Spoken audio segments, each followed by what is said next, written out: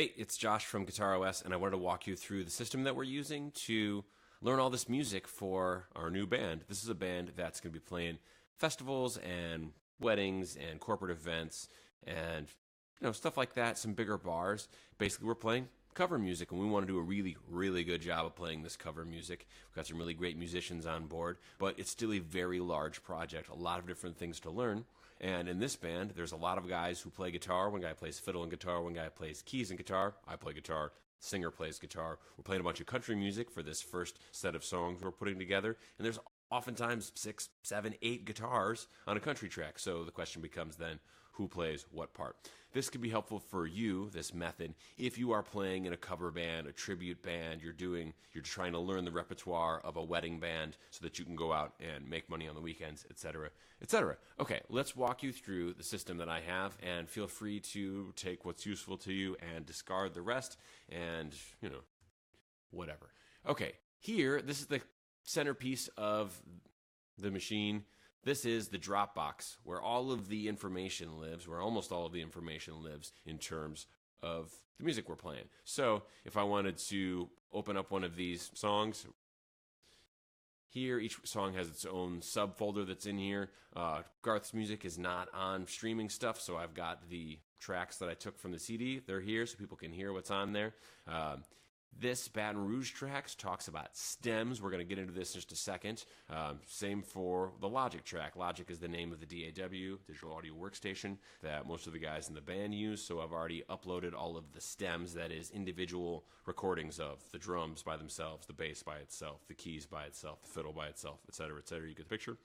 And then here, also inside of here, is the chart that I've written, so you can see sort of what all is expected. These charts are pretty generic. We'll get into this too. I didn't write out the fiddle part or anything like that. I wrote out the parts that I'm supposed to play, but it can be really useful to have a common language to talk about all the stuff that's in there. Speaking of which, if we go over here to the next, you can see we also have a Google Docs spreadsheet that's in here.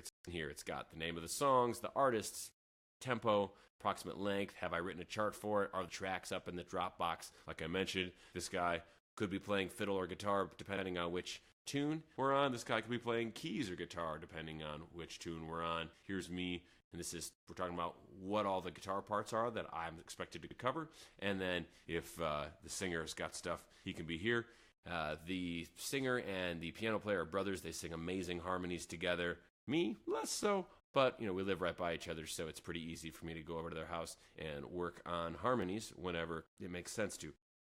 So you could see which songs we're expecting to have harmonies and all of the stuff that they're making for me, because they're really good at harmony and I'm terrible at harmony.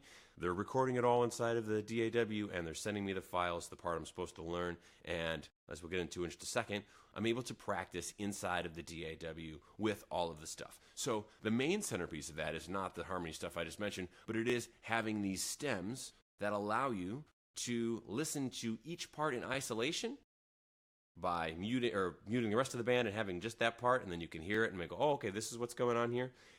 Or the inverse of that, once you've learned the part, then you can mute that part and have the rest of the band in there and be practicing your part along with that, so you could see where you're supposed to fit inside the mix, and you can memorize the songs better. And to the extent that you even need charts on stage, you would just be able to have them as sort of a quick reference for like how the form goes and the arrangement goes, not be having to frantically read the ink for each song that comes up. It allows you to be a little more relaxed. Question then becomes, where does one get those really cool stems where you've got isolated versions of each of the instruments that are on the songs? So 3 big ones that I know of on the internet that I think are pretty cool. Karaoke Version does a really good job, especially for some classic rock and some country stuff, where, I don't know how they do it, but they've got a lot of really good stuff that allows you this part right here that says customize, and you can go through and you can have each of these pieces that are in here. Oops, just finished downloading this one, this Tom Petty one. Oh, I did not finish one. Cool, you'll get to see exactly what I'm doing here. So this is Tom Petty. I won't back down.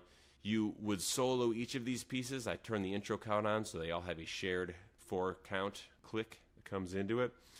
And then you're soloing each of these parts and you're downloading it. And then we'll take all these files and we'll put them together in the audio workstation. So that's karaoke version. That's my favorite one of those. Again, really good for country, really good for classic rock. Not that great for R&B. I think their sounds for R&B could use a little bit of work, and for that, I like Jam Kazam. I think that this is not their main thing, but if you go to Jam Tracks and you can pull up their stuff and you hear they've got better sounding versions of what's going on here. Is this going to play? Doesn't look like it. All right, sorry, internet's a little slow today. But Jam Kazam is the second spot I go to when I'm not happy with what's coming out of karaoke version.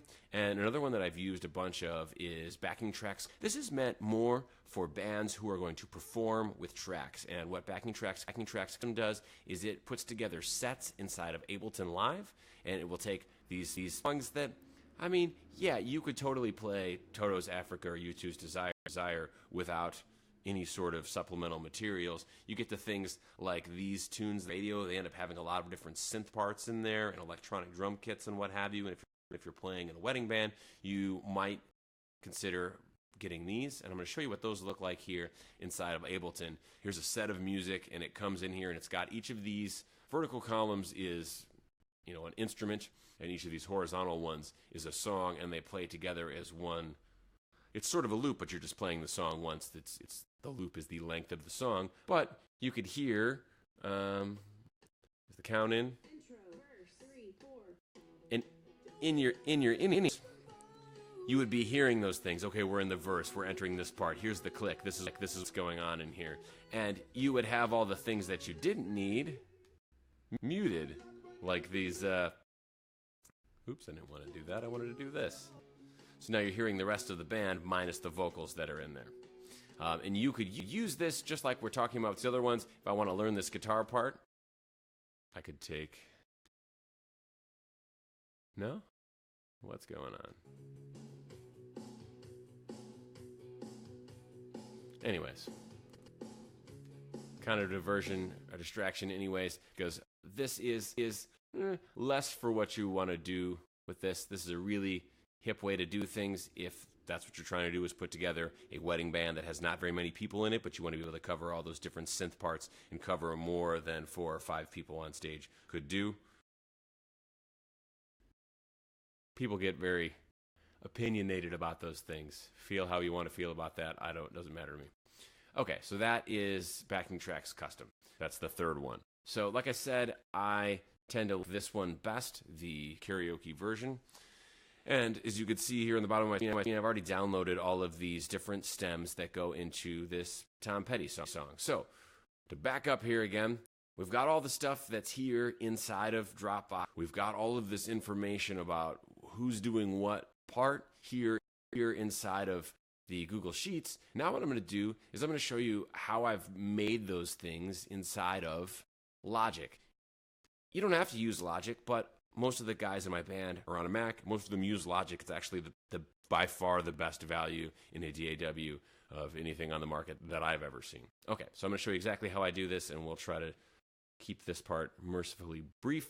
So, empty project. I'm opening it. I'm not super concerned about what the tempo is right now, because one of the really cool things about Logic that I love is it has adaptable tempo. You just select Adapt, and you open up this tempo track right here. And what it's going to do is it's going to listen, and it is going to tell us tempo is, and it's usually pretty good about that. And because this song in particular, the reason I'm showing you this one. Ooh, sorry.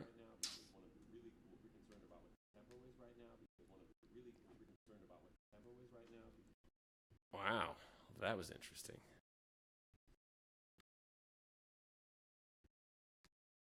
Okay, let me turn off input monitoring on there. You just got my voice in a loop. That was interesting.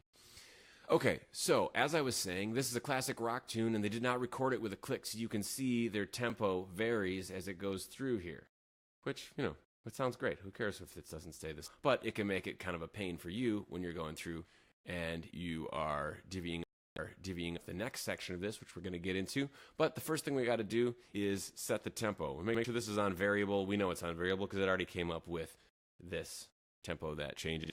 Sometimes it won't quite hear this correctly, and especially this is easy because it's a click track. It should be very, very clear to it where everything goes. And did it put the downbeat in the right place? It did. It's cool. So we're fine on that.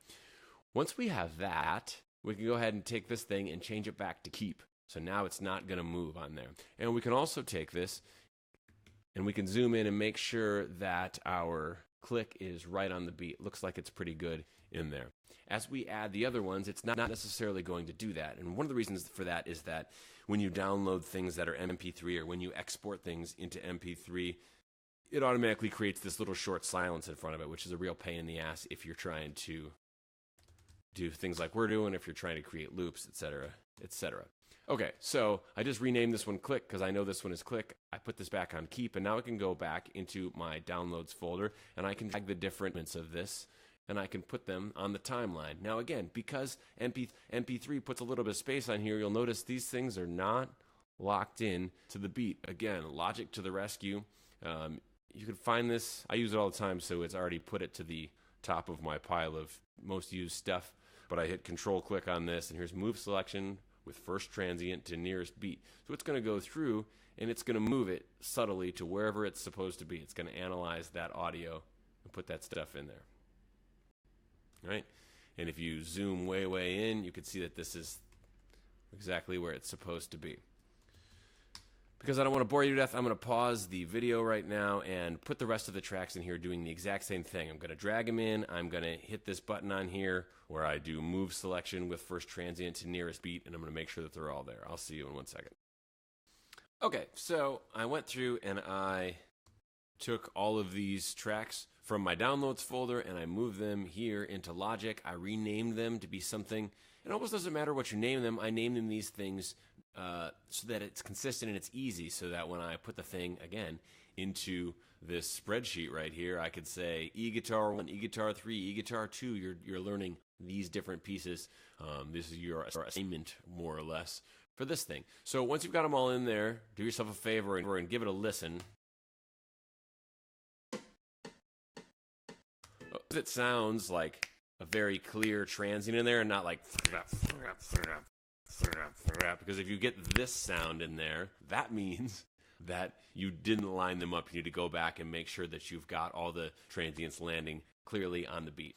Now that the tempo information is in there, you don't really need to see this anymore. So again, I just Control-Click this thing. What I do want to see in there is the arrangement track. You can use arrangement track or marker track. Arrangement track is just easier, I think. And then once I have that in there, I'm going to hide the tempo track because I don't care about it. And I'm going to make the arrangement track really big. And as I go through here, you're going to have this. And I could put this thing and I could mark it as the count. I'll just call the whole thing the intro.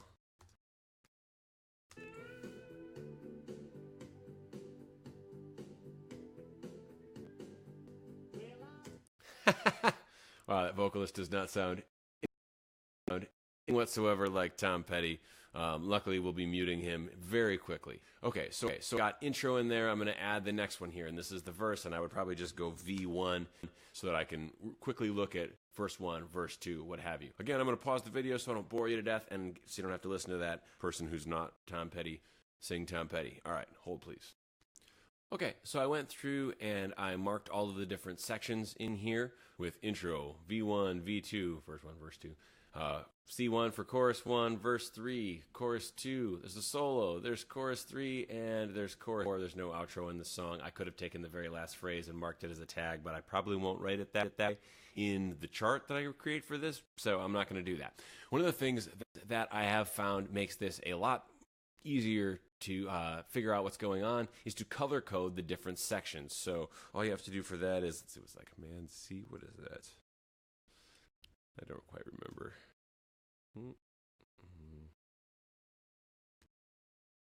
Yeah, so if you hit Option C, it comes up with, Option C, comes up with these colors in here. I would take, here's the intro, let's make it, I don't know, green, and then we'll make the verses be orange.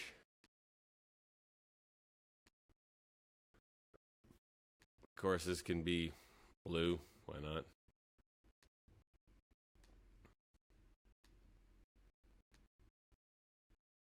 Solo can be purple, magenta, whatever that is. Blue. blue. Okay, good to go. And I can close this thing out of here.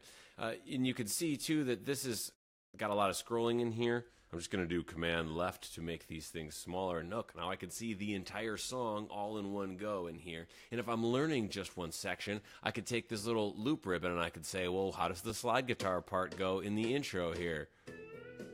I can take that part and I can go, it's in guitar 3.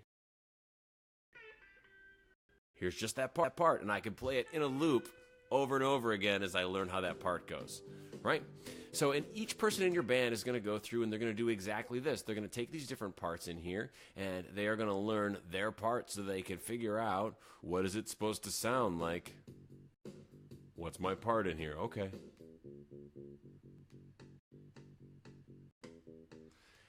So that when you come back into the fold and you have everyone else in the room together and you're ready to start playing these songs together as a band, everyone will have learned the part that's on the record, and you can decide to make changes or not from there, but at least everyone will be all on the same page. And for the guys where, here's 1 acoustic guitar, 2 acoustic guitars, 3 electric guitars, so I got 5 guitar parts I could conceivably play on this. What is each person going to play? What's the assignment? And one of the cool things about this is you could be listening to this whole thing. I'm just going to go ahead and mute this vocalist so we don't have to listen to that right now. That's in here. We can say, okay, well, if we give the piano player a guitar part, does it feel naked to take away the synth parts, right? I'm muting this and I have a pretty good idea of what that's going to sound like. Okay. Or maybe I don't need quite as many guitar parts. Maybe the person who plays the slide part in here can play the rhythm part that's in here. Whatever that might be for the song, you have the opportunity to think about those things. Oh, this is 2 guitar parts left and right. Oh, this one's way up. So probably this one gets dumped in favor of this 1 acoustic guitar part that the singer will do. And then we'll have the fiddle player play one, I'll play the other one, and then I'll play the slide part when I'm not playing the rhythm part. I don't know, I'm talking out of my ass right now. But you could see exactly how this would be useful. All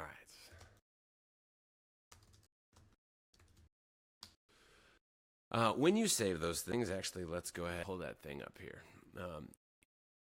This is going to be different in your DAW than in mine, but I use Logic, and with all of them, there is a way to save stuff that makes it actually useful to people who are not sitting at your computer. For Logic, that is selecting folder and checking all of these boxes so that everything that's in this session right now, this project, is all going to live when we save it. No, I don't want to save that. I don't want to overwrite it.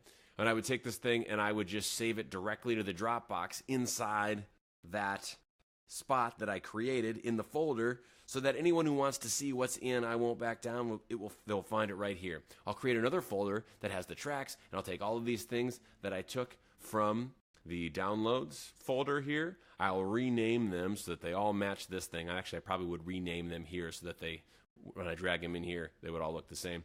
And I would put this all in a folder. I would put it all in the Dropbox so it's all inside of there. And then I would go over here to my spreadsheet and I would say, okay, we decided this guy's going to play this guitar part. We decided this guy's going to play this guitar part.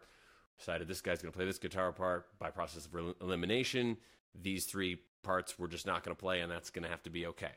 Or whatever that's going to look like for your particular band. Okay, I think I've gone on long enough about this, but I think you can really see how powerful it would be to be able to see everything that's in here. Oh, I left out an important part. Then I would open up Sibelius and I would create a chart. Now, even if you don't read music very well, it can be incredibly useful for you to say, oh, there's a 4-bar intro. This is just a count in right here, 1, 2, 3, 4. So, okay, I know I've got 4 bars that's here. Okay, verse 1 is 8 bars, but oh, look at verse 2 is longer. 1, 2, 3, 4, 1, 2, 3, 4. Oh, it's 10 bars because he's got that little turnaround before the chorus starts that's in here. And you see, how long is this chorus? Okay, it's also 10 bars, but then, like we said, the chorus is actually longer than the rest of them because it's got the tag on there. So you're able to take all of this information about how many bars are present in each of the sections, create a very, very basic chart. No rhythms, just like here are the chords, this is the stuff that goes here, maybe some really brief notes about, well, this is a breakdown chorus instead of being a full volume chorus. Maybe you're putting stuff in terms of like, hey, acoustic guitar and singer alone for this first verse, and then the band enters at verse 2. Whatever that means, to really get everyone all on the same page and to help remind yourself when you go to play the songs, because you're putting together an entire set of music. It's going to be a lot of songs that you learn, and by the time you get back to the ones you first learned, at the end, you can be like, yeah, how did this one go? What was the stuff? And you want to be able to have all of the information that you learned as you were going through the process. You want to have it all be accessible to you. And so you would put all that stuff into your charts. And if you wanted to just create blank charts that don't have any stuff in there aside from the chords and have blank staff or tab that's there, that's going to be really useful for the people in your band too, because then they can write their own notes in there. The drummer can write his drum notation in there. The bass player can write what he wants to play, etc., etc., etc. So I think I've gone on long enough. This is the system that we use. It works beautifully. Have fun with it.